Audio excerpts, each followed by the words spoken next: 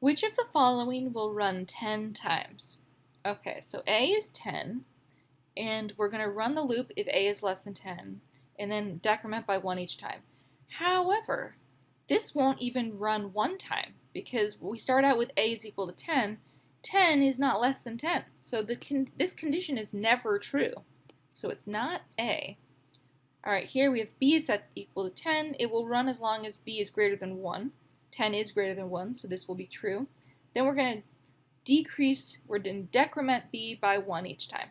So the first time it runs through, B is going to be 10, and then 9, 8, 7, 6, 5, 4, 3, 2. So when it's 2, it will run, and then it will become 1. But then once it's 1, it will not run again. So how many times is this? Well, 1, 2, 3, 4, 5, 6, 7, 8, 9 times. So it's not B. So we want something similar to this, but that will run one more time. This one here is very similar to B. It only goes to 9, but it starts at 0.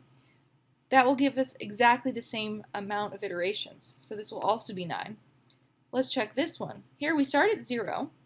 We're gonna increment by 1 each time, and we're gonna stop at 9. But we start at 0. 0 through 9 is 10 iterations, 10 loops. So the answer is C.